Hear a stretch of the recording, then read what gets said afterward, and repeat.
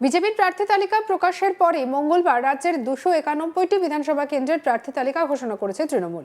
তারপর থেকে প্রচার দেওয়াল লিখনে তোড়জোড় শুরু হয়ে গিয়েছে। প্রচারে প্রতিটি দলই চমক দিতে চাইছে। প্রার্থী তালিকা ঘোষণা হতেই ভোটের প্রচারে নেমে পড়েছেন শিলিগুড়ির বিজেপি প্রার্থী শঙ্কর ঘোষ। প্রার্থী তালিকা ঘোষণা হওয়ার পর দলীয় কর্মী সমর্থকদের সঙ্গে নিয়ে গীতা হাতে প্রচার সারেন শঙ্কর ঘোষ। তার দাবি, লড়াই এবার আর পার নয়, পশ্চিমবঙ্গ বাঁচবে, নয়তো অন্ধকারের তলানিতে ডুববে। প্রার্থী তালিকা প্রকাশের পরই প্রচারে জোর দিলেন শিলিগুড়ির বিধায়ক শঙ্কর ঘোষ। তবে প্রচারে অভিনবত্ব শঙ্করের। দলীয় কাগজ বা লিফলেট তো রয়েছেই, কিন্তু সঙ্গে রয়েছে গীতা। বিজেপি প্রার্থীর দাবি, গীতা পথ দেখায় আর সৃষ্টির পথে আলো দেয়। প্রচারে বেরিয়ে মুখ্যমন্ত্রীকে এক হাত নিয়ে শঙ্কর সাফ জানান, ধর্ণা মঞ্চ থেকে একদিকে মুখ্যমন্ত্রী যখন 1 মিনিটে হিন্দুদের 12টা বাজিয়ে দেবেন, আমরা বলছি সমস্ত হিন্দুরা 1 সেকেন্ডে ইভিএম এর বাটন টিপে তৃণমূলের বিসর্জন সুনিশ্চিত করে দেবে। কি বলছেন শঙ্কর ঘোষ, শুনবো।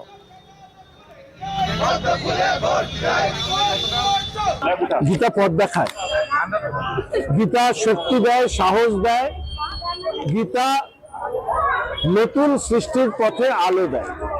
ফলে রাজ্যের মুখ্যমন্ত্রী যখন ধর্ণা মঞ্চ থেকে 1 মিনিটে পশ্চিমবঙ্গের হিন্দুদেরকে কি 12টা বাজিয়ে দেওয়ার মতন কমিউনিটির কথা বলেছিলেন, সেই দিনই আমি রাস্তায় নেমেছিলাম, সেই দিনই পথে দাঁড়িয়ে প্রতিবাদ করেছিলাম।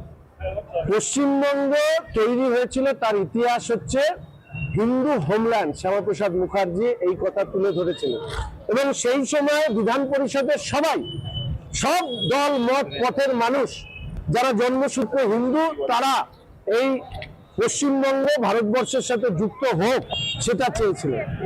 বাংলাদেশ যেটা তখন পূর্ববঙ্গ ছিল, সেখানে হিন্দুদের অবস্থা 21-22% থেকে 6% নেমেছে। আর যে হিন্দু হোমল্যান্ড তৈরি হয়েছে, সেই হিন্দু হোমল্যান্ড পশ্চিমবঙ্গে হরগোবিন্দ দাস, চন্দন দাসকে কুপিয়ে কুপিয়ে হত্যা করা হচ্ছে, আর পুলিশ দাঁড়িয়ে আছে। এরপরে যদি আমরা নিজেদের অস্তিত্বকে বজায় না রাখতে পারি, তাহলে আমরা যাব কোথায়? ফলে উনি বলেছেন 1 মিনিটে হিন্দুদের 12 বাজিয়ে দেবেন। আমরা বলছি সমস্ত হিন্দুরা 1 সেকেন্ডে ইভিএম এর বটন টিপে তৃণমূল কংগ্রেসের বিসর্জন যাত্রা সুনিশ্চিত করবে 2026। আমি এর আগেও গীতা বিতরণ করে থাকি, ফলে এটা নতুন কিছু নয়। তবে এই সময় একটা নতুন জিনিস, দেখুন, নির্বাচনের নতুন জিনিস পুরনো জিনিস বলতে পারবো না, এটা আমার প্রতিদিনকার কাজের মধ্যেই থাকে। এমনি সময় আমি ক্যামেরা এসব নিয়ে ঘুরি না। এখন আপনারা নির্বাচনের সময় আমাদেরও প্রায় ফেস্টুন ইত্যাদি আছে, ফলে আপনারা দেখতে পাচ্ছেন। কিন্তু সবাই জানে আমি সকালবেলা আগেও প্রচুর গীতা বিতরণ করেছি। সকালে পড়ুক এবং গীতার মর্মার্থ সারার্থ সেটা অনুধাবন করে এই যে পশ্চিমবঙ্গের অস্তিত্ব আজকে যে সংকটে, সেটা উপলব্ধি করুন। একই সঙ্গে তিনি জানান, নির্বাচন যত এগিয়ে আসছে ব্যবসায়ী মহলকে ভয় দেখানো হচ্ছে, আমার বন্ধুদের ভয় দেখানো হচ্ছে, এগুলো সময় মতো প্রকাশ করব। আমার ওপর নাগরা কাটায় হামলা হয়েছিল, অল্পের জন্য বেঁচেছি। কি বলছেন শঙ্কর ঘোষ, শুনবো। ভয়, ব্যবসায়ীদের ভয় দেখানো হচ্ছে, আমার বন্ধুদেরকে ভয় দেখানো হচ্ছে, হুমকি দেওয়া হচ্ছে, বিভিন্ন ধরনের অনৈতিক চাপ দেওয়া হচ্ছে এবং সঠিক সময় সেগুলো সামনে নিয়ে আসবে। দেখুন, নাগরাকাটায় তো মেরেই ফেলতে চেয়েছিল মব লিঞ্চিং করে। পাথরটা সেদিন আমার জায়গায় খবরদার লেগেছিল। বিরোধী রাজনীতি করি, ওসব জীবন মরণ এসব নিয়ে ভাবি না, মরতে তো একদিন হবে। রাজনীতি থেকে তাহলে গীতা পথ দেখাবে বলছে, একদম সমাজকে পথ দেখাবে, বাংলার হিন্দুদেরকে পথ দেখাবে।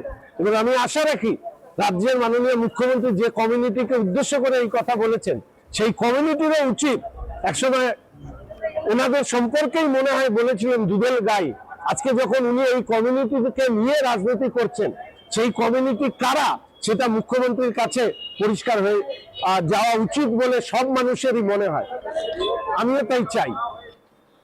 একই সঙ্গে শাসক দলের নিন্দা এবং সমালোচনায় সরব হন বিজেপি প্রার্থী। তিনি বলেন, এবারে লড়াই আর পার, হয় পশ্চিমবঙ্গ বাঁচবে, নয়তো অন্ধকারের তলানিতে ডুববে। কি বলেছেন, শুনবো।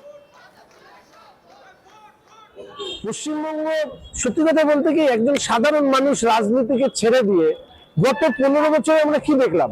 রবীন্দ্র নজরুলের আলোয় আলোকিত পশ্চিমবঙ্গ অনুব্রত আর আরবুলের পরিচয় পরিচিত। লোক হাসে, পশ্চিমবঙ্গের বাইরের লোক রাজ্যের মুখ্যমন্ত্রীর নাম শুনে হাসে।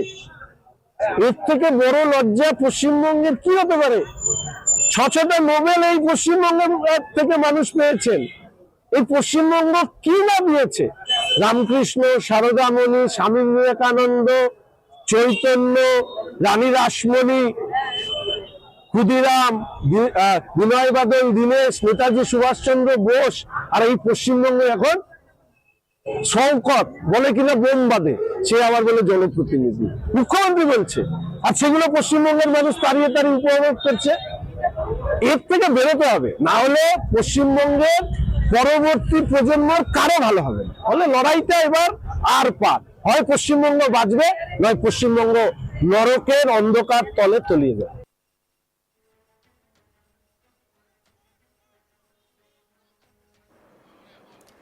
এই নিয়ে আমাদের কালিক পার্থ প্রতিম দাসের রিপোর্ট দেখাবো। নির্বাচনী নির্ঘণ্ট প্রকাশের পরই বিজেপির প্রার্থী তালিকা প্রকাশ। এখনো পর্যন্ত সম্পূর্ণ প্রার্থী তালিকা প্রকাশ না হলেও শিলিগুড়ি বিধানসভা সহ ডাবগ্রাম ফুলবাড়ি বিধানসভা বা মাটিগাড়া নকশালবাড়ি বা ফাঁসিদেওয়া বিধানসভার ক্ষেত্রে ইতিমধ্যেই তালিকা প্রকাশ করেছে বিজেপি। যে বিধায়করা গতবার বিধানসভা নির্বাচনে জয়ী হয়েছিলেন তারাই এবার এই বিধানসভাগুলোর প্রার্থী হচ্ছেন। প্রার্থী তালিকা প্রকাশের পরই কোনো প্রকার সময় নষ্ট না করেই এবার প্রচারে নেমে পড়লেন শিলিগুড়ির বিজেপি বিধায়ক এবং এবারকার প্রার্থী শঙ্কর ঘোষ। শিলিগুড়ি মহাবিস্তান সংলগ্ন এলাকায় তিনি সকাল থেকেই প্রচার করছেন, কিন্তু তার প্রচারেও যেন একটা অভিনবত্বের ছোঁয়া পাওয়া গেল। তিনি রীতিমতো গীতা হাতে প্রচার করছেন। গীতার ছোট ছোট বই সেই প্রচারের মানুষের মাধ্যমে ছড়িয়ে দিচ্ছেন এবং তার সাথে দলীয় যে লিফলেট গুলো থাকে সেগুলো তো রয়েইছে। কিন্তু এই গীতা হাতে নিয়ে প্রচার প্রসঙ্গে শঙ্কর ঘোষ স্পষ্টত জানালেন, রাজ্যের মুখ্যমন্ত্রীকে তিনি এক প্রকার একহাত নিয়ে স্পষ্টত করে বললেন যে মুখ্যমন্ত্রী ধর্ণা মঞ্চ থেকে এক প্রকার শ্রেণীর মানুষকে কটাক্ষ করেন, ঠিক সেই কারণেই আমার গীতা হাতে এই ধরনের প্রচার। গীতা মানুষকে পথ দেখায়, এবার নির্বাচনেও এই পথই গীতা দেখাবে। সেই প্রসঙ্গে যদিও বা এবারের লড়াইয়ের ময়দান কিন্তু এতটাও সহজ হচ্ছিল না শঙ্করের কাছে, কিন্তু তার প্রচারের এই যে নতুনত্ব সেটাই যেন মানুষকে একটা আলাদা চমক এনে দিচ্ছে। সাধারণ মানুষের হাতে তিনি গীতা পৌঁছে দিচ্ছেন এবং গীতা নিয়েই প্রচার শুরু করলেন শঙ্কর ঘোষ। যদিও বা সে প্রসঙ্গে বলে রাখা ভালো, তৃণমূলের এখনো পর্যন্ত প্রার্থী তালিকা প্রকাশ হয়নি। সেই জায়গায় দাঁড়িয়ে গৌতম দেবের নাম সম্ভাব্য প্রার্থী তালিকায় প্রকাশ হওয়ার কথা। অন্যদিকে সিপিএম এর পক্ষ থেকে শঙ্করের একটা সময়ের সফর সঙ্গী ছিলেন যে জয় চক্রবর্তী, তিনিও কিন্তু ময়দানে একেবারে জোর কদমে নেমেছেন। কাজেই শিলিগুড়ি বিধানসভা গতবার বিধানসভা নির্বাচনে যে চিত্র ছিল, এবার কিন্তু তা একেবারে সেটা ভেঙে চুরে চুরমার হতে চলেছে। এক কথায় একদিকে শঙ্কর, গৌতম এবং সিপিএম এর বা বামেদের জয় ঠিক কতটা প্রভাব পড়বে শিলিগুড়ি বিধানসভা নির্বাচনে, সেদিকেই তাকিয়ে শিলিগুড়ির মানুষ। সঙ্গে রাখুন আজ তাক বাংলাকে অন্যান্য খবরের জন্য লাইক, কমেন্ট, শেয়ার, সাবস্ক্রাইব করতে ভুলবেন না।